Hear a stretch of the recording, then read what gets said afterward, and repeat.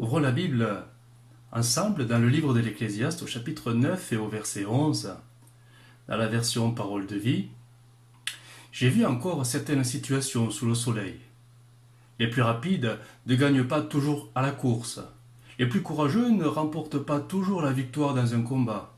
Les plus sages ne gagnent pas toujours leur vie facilement. Les plus intelligents ne sont pas toujours riches. Les plus savants ne sont pas toujours honorés. En effet, tous connaissent le bonheur et le malheur. Non, les humains ne savent pas ce qui va leur arriver. Comme les poissons attrapés dans le filet, trompeurs, comme les oiseaux pris au piège, les humains voient le malheur tomber sur eux par surprise.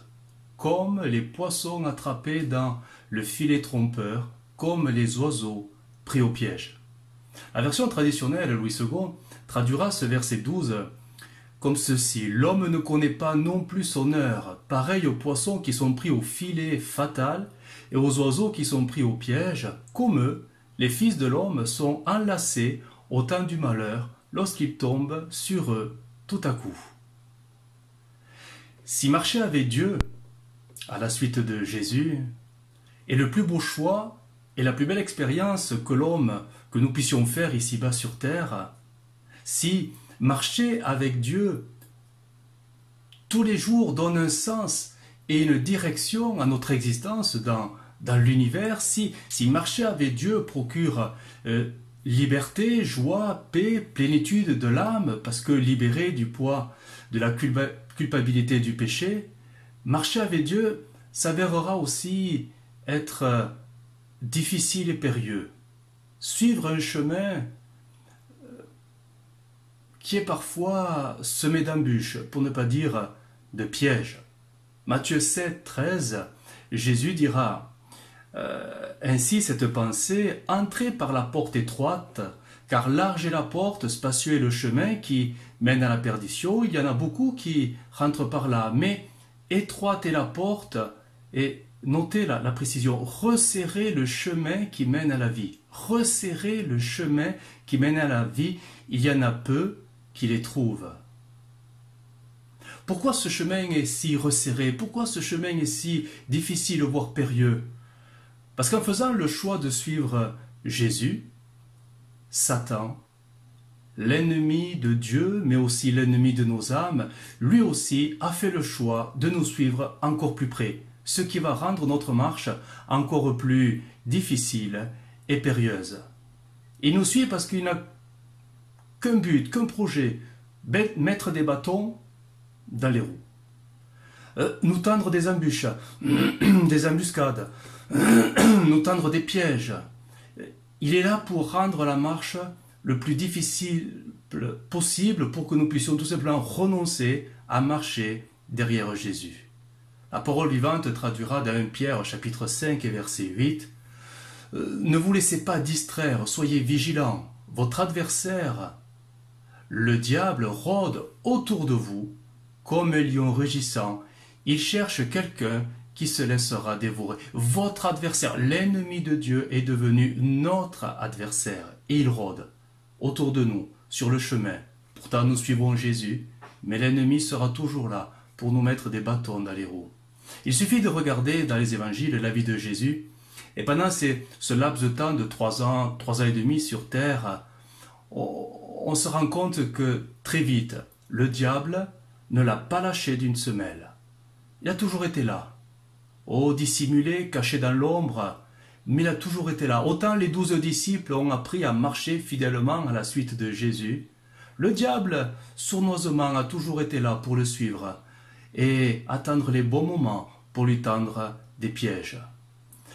Regardez Matthieu 4. Matthieu 4, versets 1er à 11, on retrouve Jésus poussé par le Saint-Esprit dans le désert et pour être directement confronté au diable.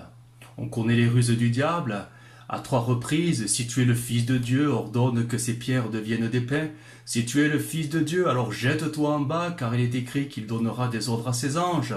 À ton sujet, ils te porteront sur les mains, de peur que ton pied ne heurte contre une pierre. Si tu te prosternes et tu m'adores, dira le diable, alors je te donnerai tous les royaumes de la terre et leur gloire. Et à chaque fois, Jésus va répliquer, il est écrit.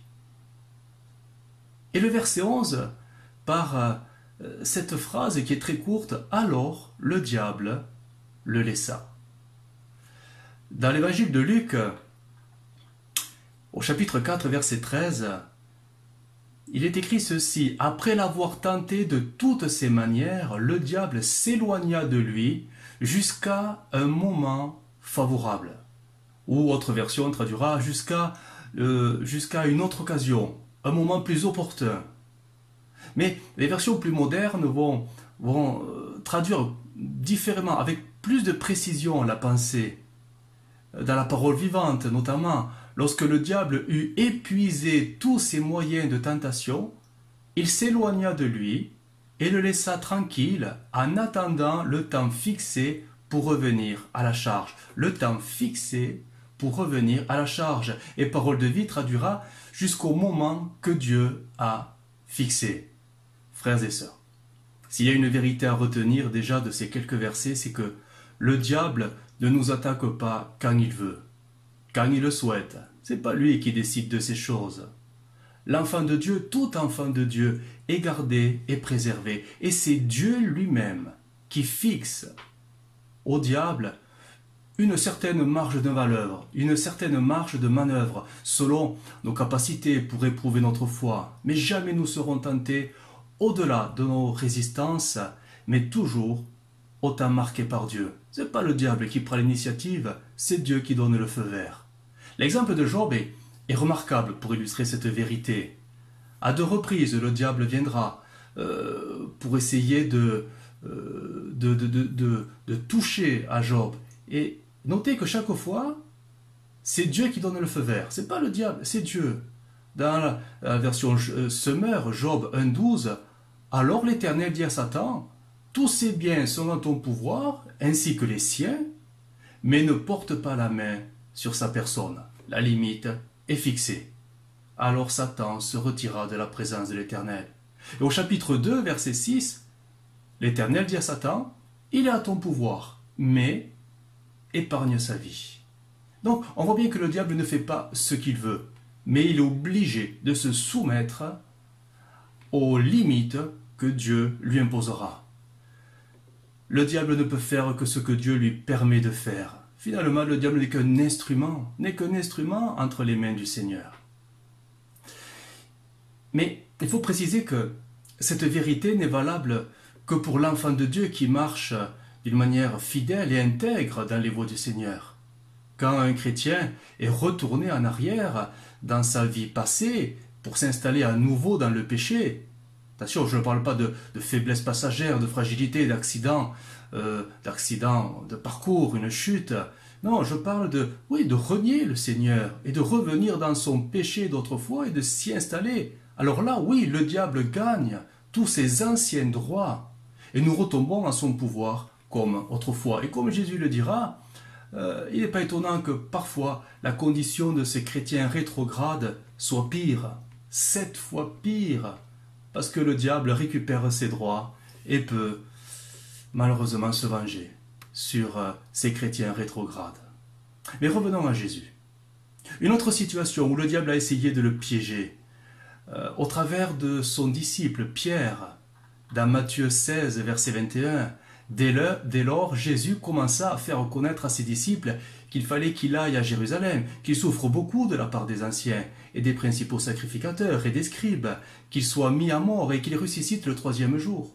Pierre, l'ayant pris à part, se mit à le reprendre et dit, « À Dieu ne plaise, Seigneur, cela ne t'arrivera pas. » Mais Jésus, se retournant, dit à Pierre, « Arrière de moi, Satan, tu mets un scandale, car tes pensées ne sont pas les pensées de Dieu, mais celles des hommes. » Combien de fois nous voyons dans les évangiles les religieux, les pharisiens, les sadducéens, les docteurs de la loi, les scribes, qui sont venus à plusieurs reprises pour essayer de tendre un piège à Jésus par rapport aux Écritures et à la loi de Moïse.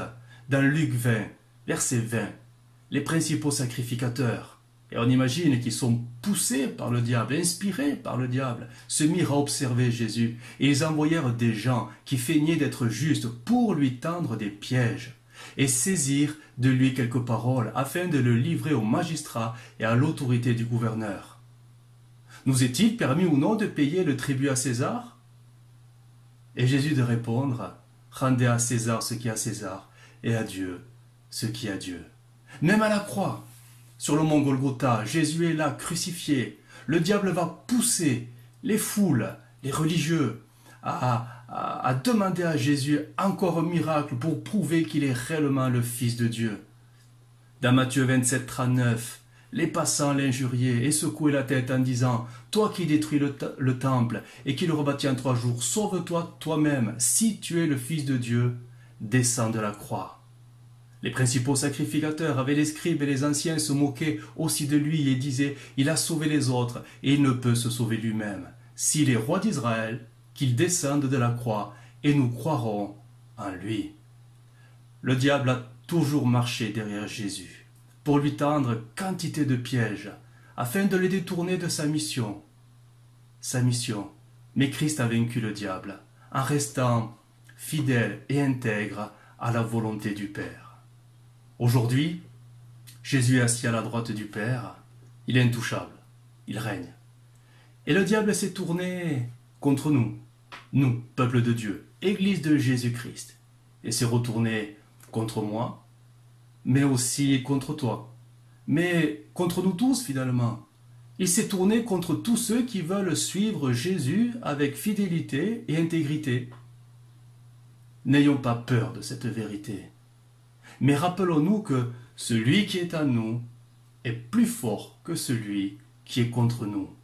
L'apôtre Jean, déjà en son temps, a exhorté, encouragé le peuple de Dieu à se rappeler cette vérité que le diable est déjà vaincu à la croix, mais aussi dans nos cœurs.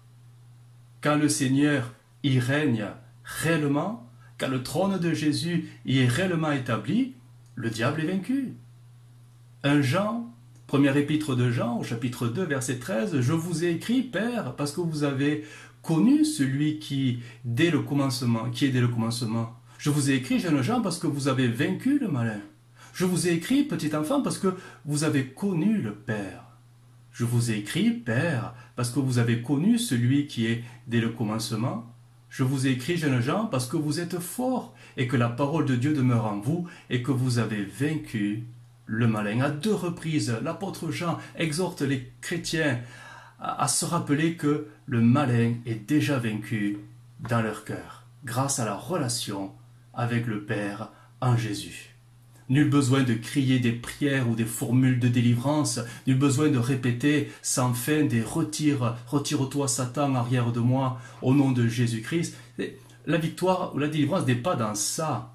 La victoire et la délivrance dans le fait que quand Jésus est dans un cœur et qu'il y règne totalement, le diable ne peut que fuir et partir.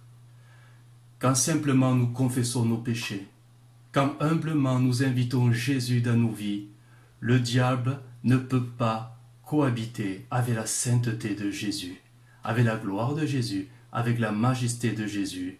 Devant la lumière, le prince des ténèbres est contraint, obligé de fuir. Jacques, chapitre 4, verset 7. « Soumettez-vous donc à Dieu, résistez au diable, et il fuira loin de vous. » Notez l'ordre. Remarquez que l'obéissance due à Dieu est mise en premier, et que la fuite du diable n'est qu'une promesse, une conséquence de notre fidélité et intégrité due au Seigneur. Alors comprenons que chasser Satan à tout vent, alors qu'on n'est pas prêt de se repentir, qu'on n'est pas prêt à abandonner ses péchés, n'a aucun sens. Et malheureusement, combien de chrétiens se trompent de combat? Il suffit simplement de se repentir et d'abandonner réellement ses péchés à la croix et d'inviter réellement Jésus dans nos vies pour que le diable parte de nos cœurs. Alors je voudrais résumer cette pensée avant d'aller plus loin. Le diable veut nous piéger parce que tout simplement nous voulons suivre, marcher, servir le Seigneur. Notre victoire sur lui, sur le diable, sera tout simplement de rester dans une fidélité et une intégrité sans succomber aux tentations, aux pressions, aux envies et aux plaisirs de ce monde. qui viendra avec tout son cortège de séduction. La victoire est dans le nom de Jésus, mais dans notre fidélité et dans notre intégrité. Beaucoup d'enfants de Dieu ont été piégés par l'ennemi, bien sûr, mais parce qu'ils n'ont pas su rester dans la fidélité et l'intégrité face aux ruses du diable, de Satan. Dans 2 Timothée 2,25, l'homme de Dieu doit redresser avec douceur les adversaires dans l'espérance que Dieu leur donnera la repentance, notez la repentance, pour arriver à la connaissance de la vérité et que, revenus à leur bon sens, ils se dégageront des pièges du diable qui s'est emparé d'eux pour les soumettre à sa volonté. Et dans 1 Timothée 3,7, il faut aussi que les anciens, les responsables, les diacres, reçoivent un bon témoignage de ceux du dehors afin de ne pas tomber dans l'opprobre et dans les pièges du diable. Un bon témoignage, c'est-à-dire fidélité, intégrité. Il suffit de relire le texte d'Éphésiens 6 pour comprendre que l'armure de Dieu, qui nous protégera des traits enflammés du malin, de toutes ses ruses et ses attaques, ne sont finalement que des vertus chrétiennes. J'entends par là le fruit de l'esprit, qui deviendront ces fruits de l'esprit, notre défense et notre protection. Éphésiens 6,13, je relis. C'est pourquoi prenez toutes les armes de Dieu, afin de pouvoir résister dans le mauvais jour et tenir ferme après avoir tout surmonté. Tenez donc ferme, ayez à vos reins la vérité pour ceinture, revêtez la cuirasse de la justice, mettez pour chaussure à vos pieds le zèle que donne l'évangile de paix, prenez par-dessus tout cela le bouclier de la foi, et avec lequel vous pourrez éteindre tous les traits enflammés du malin. Prenez aussi le casque du salut et l'épée de l'esprit qui est la parole de Dieu. La parole vivante traduira en donnant une sorte de relief un peu plus pertinent, en parlant à propos de la vérité, le fait d'être vrai, être authentique, le contraire d'hypocrite. La justice, la cuirasse de la justice, nous parle simplement de la droiture, comme la parole vivante le traduira, la droiture devant Dieu et les hommes. Les chaussures nous parlent du zèle, du courage, être courageux. La foi nous parle de la fidélité, la constance, l'endurance. Le casque du salut nous parle de la justification acquise par Christ. Et la parole et les promesses de Dieu, l'épée de l'esprit qui est la parole, garder la parole, garder les promesses de Dieu. Toutes ces armes nous parlent finalement d'une attitude, d'un comportement à avoir pour rester dans la victoire, dans les mauvais jours. C'est ce que l'apôtre Paul écrira dans d'autres épîtres, vivre en Christ, demeurer en Christ. Être équipé, être armé, c'est une façon de vivre avec Jésus chaque jour. Parole vivante dira dans 1 Jean 5, 18, « Nous savons du reste qu'aucun enfant de Dieu né de nouveau ne vit dans le péché, c'est-à-dire ne s'installe à nouveau dans le péché. Le Fils de Dieu l'a pris en charge et il le garde. Aussi, le diable n'a-t-il aucune prise sur lui. » Ce que la Louis II traduira, le malin ne le touche pas. Mais il ne le touche pas parce que finalement c'est Jésus qui le tient dans sa main. Simplement. Je voudrais approfondir cette notion des pièges que nous pouvons rencontrer sur le chemin de la vie avec le Seigneur. Je voudrais y voir non pas simplement le diable qui nous tend des pièges, mais nous amener à réaliser, à comprendre qu'il existe d'autres sources de pièges sur cette marche volontaire avec Jésus. Cette source n'est plus de l'extérieur comme le diable autour de nous, mais quand on regarde bien, elle est directement à nous, cette source qui nous piège. Et là je parle tout simplement de notre cœur. Notre cœur peut être une source piégée pour nos âmes rachetées. Proverbe 4, verset 23 nous dit « Garde ton cœur plus que toute autre chose, car de lui viennent les sources de la vie. » Mais quand on y regarde de près, on s'aperçoit qu'il n'y a pas que les sources de la vie qui sortent de nos cœurs. Il y a parfois des sources un peu plus amères qui sortent de nos cœurs. Et je voudrais considérer 4 pièges dans lesquels nous pourrons tous tomber. 4 pièges qui vont trouver leur source dans nos propres cœurs, à chacun. Le premier piège, la crainte des hommes, la crainte des autres. Dans la Sommeur, au proverbe 29-25, la crainte, ou dira la peur, une autre version, que vous avez des hommes tend un piège sous vos pas. Mais l'Éternel protège celui qui se confie en lui. La crainte des hommes tend un piège sous vos pas. La crainte, la peur, l'appréhension des autres peuvent nous amener parfois à prendre des décisions ou à avoir des paroles qui seraient totalement contraires à tout l'enseignement des Écritures que nous reconnaissons pourtant comme vraies. Vous savez, quand la pression des circonstances est là et qu'elle nous saisit,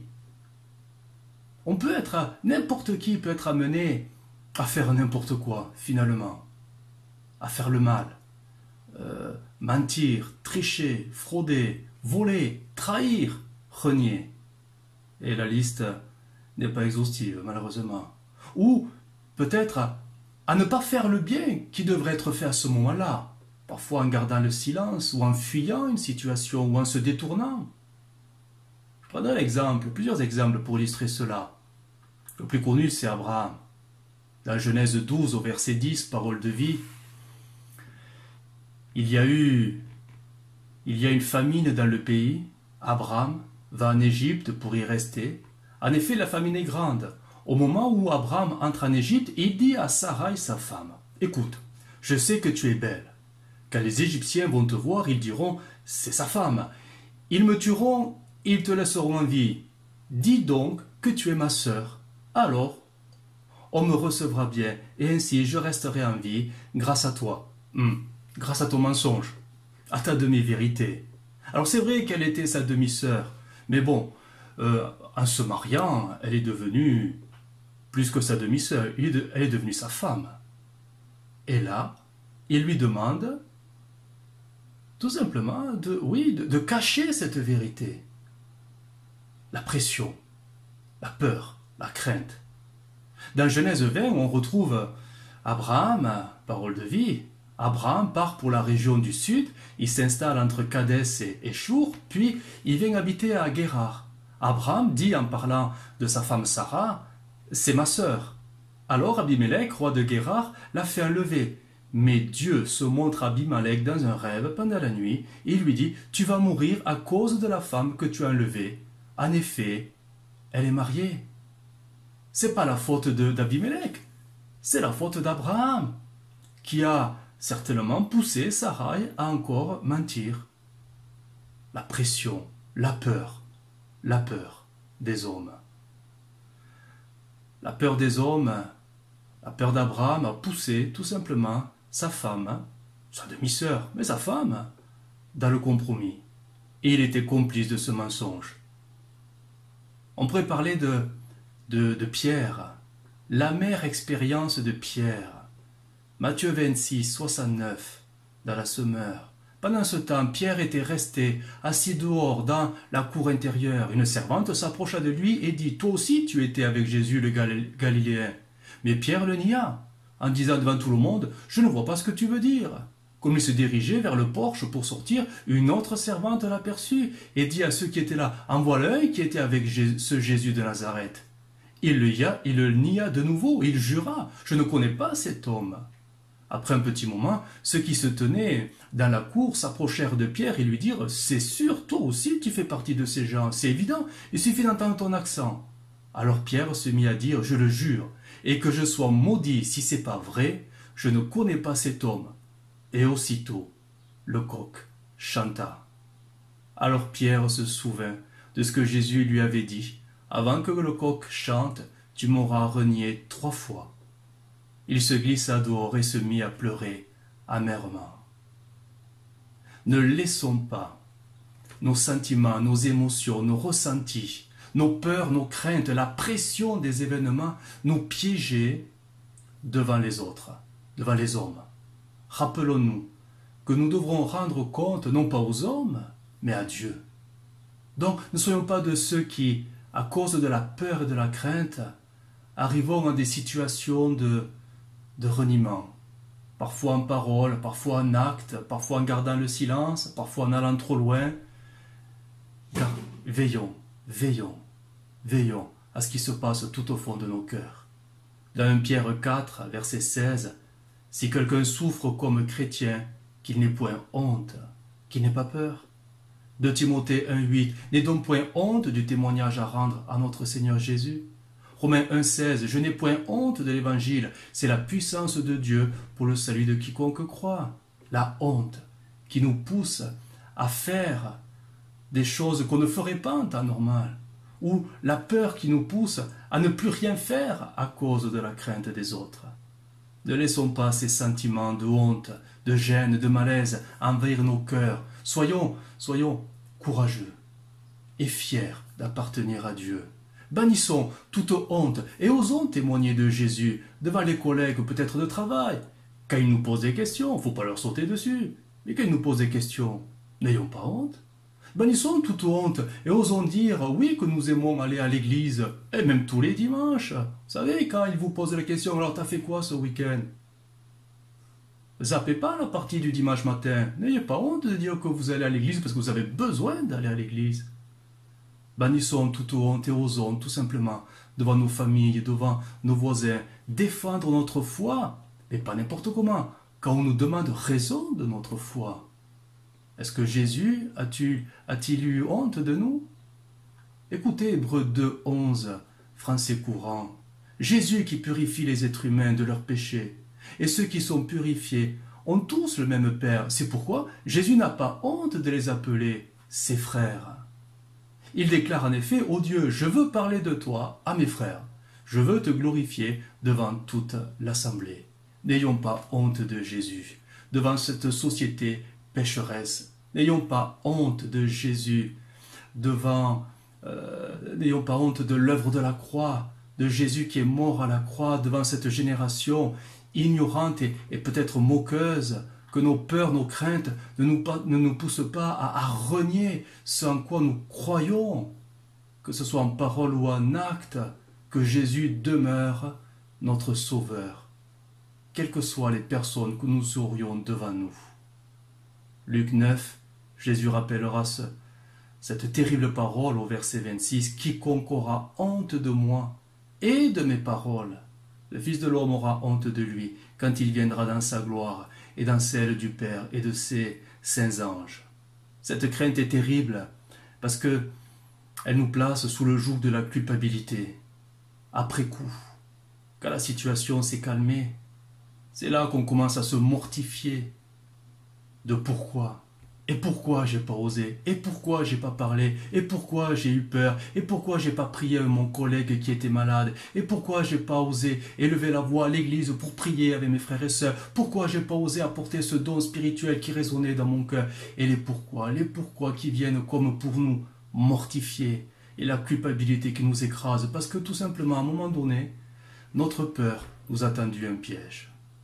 Quelle solution face à ces pièges-là? La Bible est simple, elle dira « Fortifiez-vous et prenez courage, j'ai vaincu le monde. » Prenez courage, fortifiez-vous, n'ayez pas peur, n'ayez pas honte devant ce monde, la victoire, elle est déjà en vous. N'est-ce pas finalement en se chaussant des chaussures de l'Évangile? Je relis Éphésiens 6,15, parole vivante. Chaussez-vous du zèle courageux que donne l'Évangile pour annoncer, parler, etc. Soyez toujours prêts à transmettre cette bonne parole. Le zèle courageux. 1 Pierre 3,15. Sanctifiez dans votre cœur Christ le Seigneur, étant toujours prêt à vous défendre avec douceur et respect devant quiconque vous demande raison de l'espérance qui est en vous. Oui, soyons courageux pour être tout simplement ces témoins qui ne se laissent pas piéger par la crainte des autres. Deuxième piège que nous pouvons retrouver sur notre chemin et qui trouvera sa source directement dans nos cœurs. Le piège de la possession, nos biens. nos biens matériels. 1 Timothée 6,9, dans la version Semeur, ceux qui veulent à tout prix s'enrichir s'exposent eux-mêmes à la tentation et tombent dans le piège de nombreux désirs insensés et pernicieux qui précipitent les hommes dans la ruine et la perdition. Car l'amour de l'argent est racine de toutes sortes de maux. Pour s'y être abandonnés, certains se sont égarés très loin de la foi et se sont infligés beaucoup de tourments. Jésus dira dans Matthieu 13, 22, « Celui qui a reçu la semence parmi les épines, c'est celui qui entend la parole, mais en qui les soucis du siècle et les séductions des richesses étouffent cette parole et la rend infructueuse. » Et Marc 10, 23, Jésus, regardant autour de lui, dit à ses disciples qu'il serait difficile à ceux qui ont des richesses d'entrer dans le royaume de Dieu. Les disciples furent étonnés de ce que Jésus parlait ainsi, et reprenant, il leur dit, « Mes enfants, qu'il est difficile à ceux qui se confient dans les richesses d'entrer dans le royaume de Dieu. » Remarquez l'étonnement des disciples sur ce point. Pourquoi sont-ils étonnés? Parce que finalement, les richesses, du moins du temps de Jésus, étaient considérées comme de véritables bénédictions de Dieu. C'est Dieu qui enrichissait. Et les disciples ne comprennent pas que Jésus dise que les richesses vont devenir des obstacles qui nous empêcheront de rentrer dans le royaume de Dieu. Les disciples ne comprennent pas le langage de Jésus. Mais Jésus n'a jamais dit que les richesses étaient le problème. Jésus précise bien que c'est la confiance que l'on met dans les richesses qui est un piège, pas les richesses elles-mêmes. L'apôtre Paul reprendra cette vérité dans 1 Timothée 6, 17, recommande aux riches du présent siècle à ne pas être orgueilleux et de ne pas mettre leur espérance dans des richesses incertaines, mais de la mettre en Dieu. La marche avec Dieu doit nous apprendre la dépendance de Dieu. La marche avec le Seigneur, au travers des diverses difficultés, nous apprend à compter sur lui, en toute situation, en toute occasion. Mais finalement, quand les richesses sont là, quand la sécurité matérielle est là, on a très vite tendance à compter plus sur ses ressources, sur ses richesses, que sur Dieu et sur sa grâce. Voilà en quoi les richesses deviennent un piège. Plus on en a, plus on est sûr de soi. Plus on en a, plus on en veut, et plus Dieu est oublié. Alors je ne dis pas qu'il faut s'appauvrir, bien sûr que non. On peut avoir des richesses et avoir appris à ne pas mettre sa confiance dans les richesses. Le problème, c'est cette confiance. En qui nous la plaçons-nous? En Dieu ou dans nos biens? Quand les richesses sont... quand c'est dans nos richesses que nous plaçons toute notre confiance et notre assurance, c'est là que le piège s'est déjà refermé sur nous. Il suffirait peut-être que Dieu nous reprenne tout de nos richesses pour que nous réapprenions tout à nouveau à dépendre de Dieu, peut-être. Regardez cette histoire qu'on connaît tous, le fils prodigue. Dans Parole de vie, Luc 15, verset 11. Un homme a 2 fils. Le plus jeune dit à son père, « Père, donne-moi ma part d'héritage. » Alors le père partage ses richesses entre ses 2 fils. Quelques jours après, le plus jeune fils vend tout ce qu'il a reçu et il part avec l'argent dans un pays éloigné. Là, il se conduit très mal, il dépense tout son argent. Quand il a tout dépensé, une grande famine arrive dans le pays et le fils commence à manquer de tout. Il va travailler pour un habitant de ce pays. Cet homme l'envoie dans les champs garder les cochons. Le fils a envie de manger de la nourriture des cochons, mais personne ne lui en donne. Alors il se met à réfléchir. Il se dit, chez mon père, tous les ouvriers ont assez à manger. Et même, ils en ont trop. Et moi, ici, je meurs de faim. Je vais partir pour retourner chez mon père. Et je vais lui dire, Père, j'ai péché contre Dieu et contre toi. Tant qu'il avait de l'argent, tout allait bien. Il s'appuyait sur ses richesses. Il conduisait sa vie selon ses envies, ses plaisirs. Il avait plein d'amis. C'est les richesses. Tout était placé dans les richesses. Loin de la maison du Père, il ressentait absolument pas le besoin de revenir parce que dans l'insouciance, il s'appuyait sur ses richesses. Mais quand l'argent a commencé à manquer, quand la famine a commencé à frapper, alors il a réfléchi. Il n'avait plus que ça. Et là, il s'est souvenu, en toute humilité, qu'il fallait revenir auprès du Père. Comprenons que le sens de la vie n'est pas de gagner beaucoup d'argent. Comprenons que l'argent ne fera jamais notre bonheur. Oui, je sais, il y contribue, mais il ne fera jamais le véritable bonheur. Comprenons que les biens et les richesses ne sont que de fausses sécurités. Comprenons que ce que nous possédons peut se révéler de véritables pièges dans notre marche avec le Seigneur. Écoutez cette prière. Dans le Proverbe 30, verset 8, les paroles d'Agur. Écoutez comment il va prier et notez l'équilibre de cette prière. Ne m'envoie ni pauvreté ni richesse. Donne-moi seulement ce qu'il me faut pour vivre. En effet, si je suis trop riche, je peux te trahir en disant qui est le Seigneur. Et si je suis trop pauvre, je peux devenir un voleur. Alors je ne respecterai plus le nom de mon Dieu. N'oublions pas, nous sommes venus au monde nus, sans rien. Et nous repartirons de ce monde sans rien. Poussière, tu retourneras à la poussière. Tout notre argent, nos économies, nos comptes bancaires, nos placements, nos investissements, nos propriétés, nos maisons, nos terrains, nos carrières, finalement, tout cela. Pour qui? Pourquoi? On n'emportera pas. Est-ce que ça valait vraiment la peine de relayer constamment Dieu à la deuxième place pour quelque chose qu'on n'emportera pas là-haut? Que Dieu puisse trouver en nous les bonnes priorités, parce que les richesses seront toujours un piège sur notre chemin avec le Seigneur. Troisième piège que nous pouvons retrouver et qui trouvera sa source toujours dans notre cœur, nos fréquentations, nos amitiés, nos relations.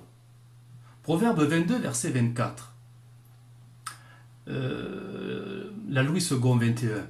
Ne fréquente pas l'homme colérique, ne va pas avec l'homme violent. Tu risquerais de t'habituer à ses sentiers et il deviendrait un piège pour toi. L'apôtre Paul dira dans 1 Corinthiens 15, 33, ne vous y trompez pas, les mauvaises compagnies corrompent les bonnes mœurs. Vouloir vivre avec Jésus, vouloir suivre Jésus, exigera parfois de savoir rompre certaines fréquentations, certaines relations, certaines proximités avec peut-être quelques connaissances. Pourquoi? Parce que ces fréquentations vont nous éloigner de Dieu et de sa parole. L'affectif, le sentimentalisme, les amitiés, aussi sincères soient-elles, peuvent être de véritables pièges sur notre chemin quand, tout doucement, elles vont nous pousser, nous entraîner jusqu'à nous détourner de Dieu, du Seigneur, de sa parole, de l'Église. Attention, la Bible ne nous a jamais dit qu'il fallait faire le vide autour de nous pour se protéger de toute mauvaise influence comme un moyen de prévention. Non, non, nous sommes du monde, mais pas du monde, Jésus dira. Nous parlons, ou plutôt l'Écriture parle de relations bien particulières, celles qui sont tendancieuses, nuisibles, dangereuses, voire toxiques, auxquelles on peut être attaché malgré les dangers. Ces fréquentations qui peuvent nous faire glisser doucement dans le péché. Des relations amicales qui peuvent nous pousser à l'adultère. Des relations impudiques qui peuvent nous pousser à des relations sexuelles hors mariage. Des relations qui peuvent nous entraîner dans toute forme de péché. Il est parfois nécessaire de savoir couper pour ne pas se laisser piéger. Combien de chrétiens, d'enfants de Dieu, sur la base de leur sentimentalisme, finalement, ont été piégés parce qu'ils n'ont pas su dire non à la personne. Il y a des relations empoisonnées, piégées. Que Dieu nous donne le discernement pour ne pas se laisser piéger et savoir couper avec de telles fréquentations. Et enfin, quatrième et dernier piège qui peut trouver sa source dans nos cœurs, c'est nos paroles, nos propres paroles. On peut être piégé par nos propres paroles quand nous prenons des engagements à la légère. Proverbe 20, 25. C'est un piège pour l'homme que de prendre à la légère un engagement sacré et de ne réfléchir qu'après avoir fait un vœu. Proverbe 18, verset 7. La semeur, la bouche de l'insensé cause sa ruine et ses lèvres sont un piège pour sa vie. Nous sommes parfois si légers dans nos paroles, dans nos propos, et malheureusement même si légers parfois dans nos promesses vis-à-vis du Seigneur. La Bible est claire, que ton oui soit oui, que ton non soit non. Mais si ton oui devient un jour peut-être, ou un non non avoué, on attriste le Seigneur et on est piégé par nos propres paroles. Matthieu 21, 28. Écoutez cette histoire, cette parabole, parole de vie. Qu'est-ce que vous pensez de cette histoire? Un homme a 2 fils.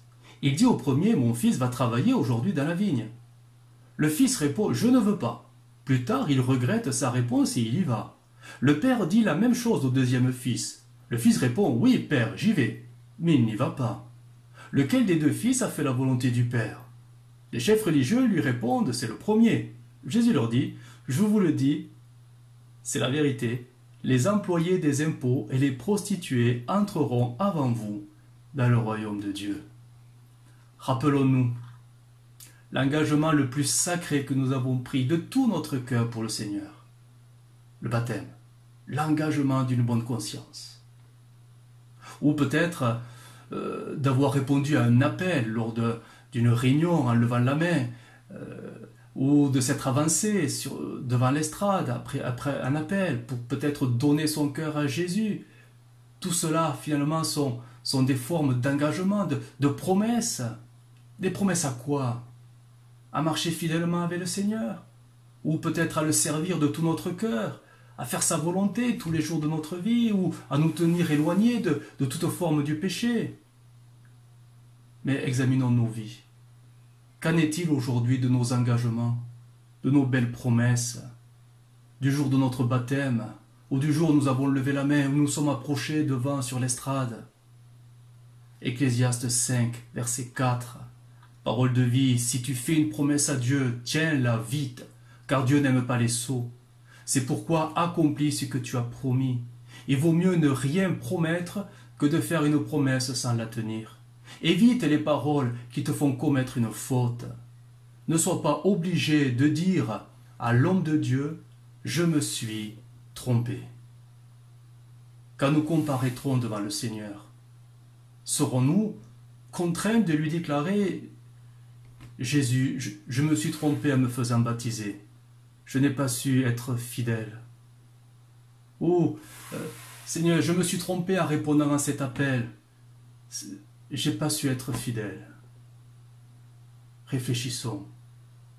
Pourquoi se faire baptiser ou donner à son cœur à Jésus si c'est pour continuer à vivre dans le péché?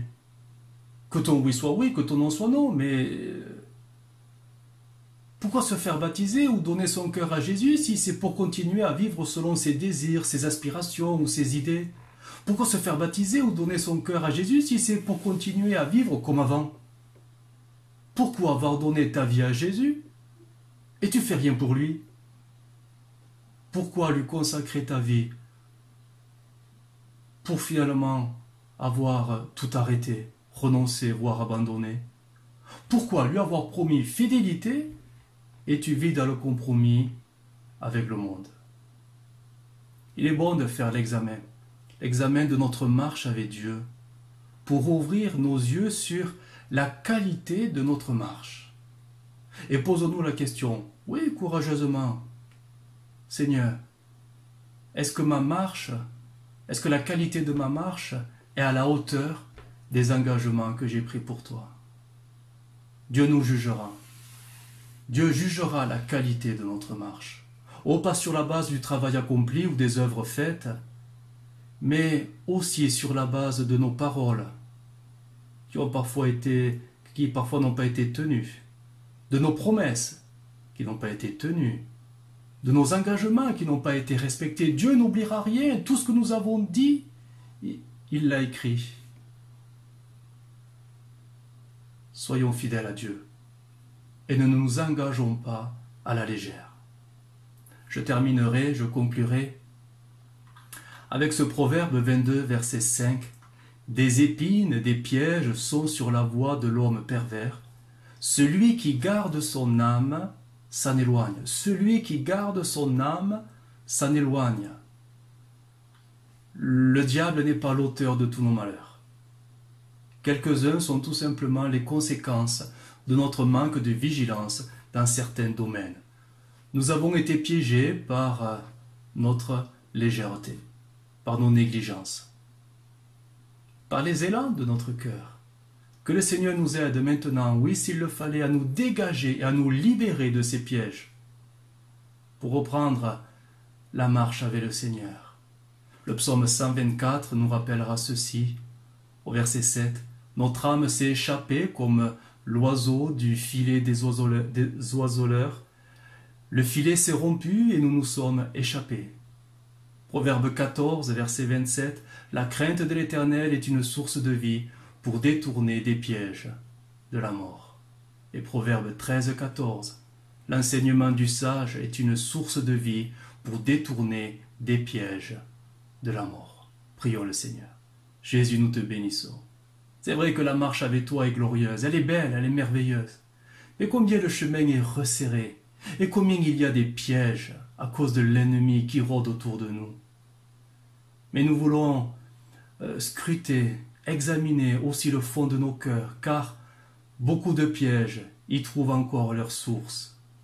Seigneur, donne-nous le discernement, donne-nous cette crainte, donne-nous cette sagesse nécessaire pour ne plus se laisser piéger nous-mêmes par les élans de notre cœur. Nous avons besoin, oui, de grandir et de marcher à ta suite. Alors aide-nous par ton esprit. Amen. Soyez bénis. Amen.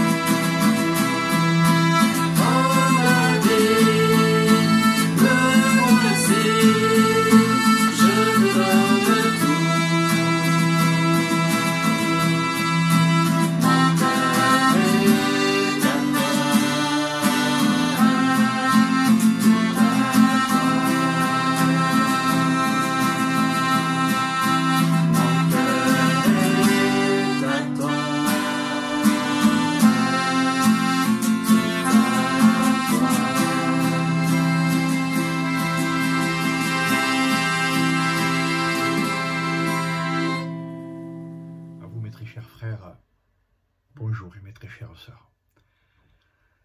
Un simple petit message, si vous voulez bien m'écouter, que celui qui a des oreilles écoute. La vie sur cette terre passe très vite. Et j'ai bien aimé ce passage de Matthieu 6, 19 à 21, parce que le Seigneur, depuis bien du temps, me parle. Ne vous amassez pas les trésors sur la terre, où la mythe et la rouille détruisent et où les voleurs font effraction et dérobent. Mais amassez-vous des trésors dans le ciel, où ni la mythe ni la rouille ne détruisent et où les voleurs ne font pas effraction ni ne dérobent. Car là où est ton trésor, là aussi sera ton cœur. Où est mon cœur? Où est notre cœur? Où sont nos pensées les plus profondes? Dans beaucoup de familles chrétiennes, nombreux sont les enfants élevés dans la crainte de Dieu, obéissant à leurs parents, cherchant à suivre leurs exemples, s'appliquant en classe et y obtenant souvent de bons résultats. Qui songerait à les en blâmer ou à leur reprocher les succès qui les récompensent? Les parents sont heureux de voir les enfants réussir. Quels sont les parents qui ne souhaitent pas le meilleur pour les enfants, les poussant à étudier autant que faire se peut? On dit que le trop et le peu gâtent le jeu. Il y a ces mots dans la parole. Mon Dieu, je te demande 2 faveurs. Accorde-les-moi jusqu'à la fin de ma vie. Éloigne de moi mots et mensonges, et ne me laisse pas devenir trop pauvre ou trop riche. Donne-moi juste ce dont j'ai besoin pour vivre. Si je possède trop, je risque de te trahir en disant « À quoi le Seigneur sert-il » Si j'ai trop peu, je risque de voler et de dégénérer ainsi, mon Dieu. Proverbe 30, verset 8. Dans les temps de confinement et de déconfinement, que je qualifierais de folie, oui, et je pèse mes mots. Pourquoi? Tout simplement et sans jugement aucun, on ne sait plus ce qu'il faut faire, et son contraire, ne pas faire. Les hommes, et c'est bien naturel, cherchent des solutions. Les uns avec honnêteté, les autres en un but d'en tirer profit, à un moment ou à un autre, politique comme scientifique, industriel comme simple ouvrier. Oui, il n'y a rien de nouveau sous le soleil. Ce que l'homme a été, il l'est toujours, il n'a pas changé. Le cœur de l'homme, il est resté tortueux par-dessus tout. Mais nous, chrétiens, enfin, qui se disons enfants de Dieu, qu'en est-il? Ou plutôt, que devrait-il en être? Réfléchissons, creusons, prions, Seigneur, que veux-tu? Je crois qu'il faut avoir ce courage de dire vraiment, dans cette prière secrète, au fond, très fond du cœur, Seigneur, que veux-tu? Dans le Notre Père, nous trouvons la prière parfaite, parce qu'un jour, c'est vrai, les disciples de Dieu, les disciples de Jésus ont demandé, enseigne-nous à prier.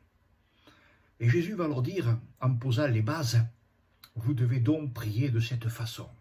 Notre Père qui est dans les cieux, ton nom est saint. Fais tout ce que le monde a fait, que tout le monde le connaisse. Fais venir ton royaume. Fais que ta volonté se réalise sur la terre comme dans le ciel.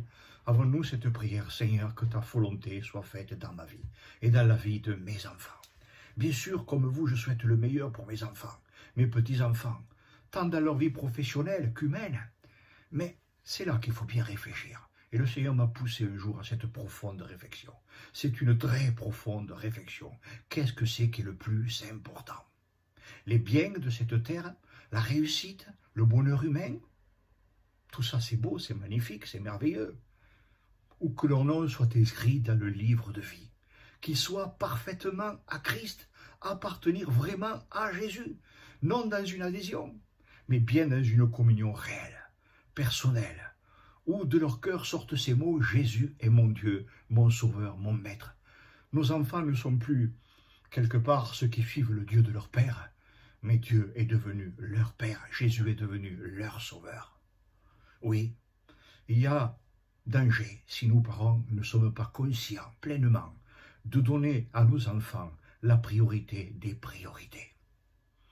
Les bases de la vie, physique et spirituelle. Tel ce passage dans Matthieu 6, 33. Cherchez premièrement le royaume et la justice de Dieu, et toutes ces choses vous seront données par-dessus. Je puis vous en témoigner.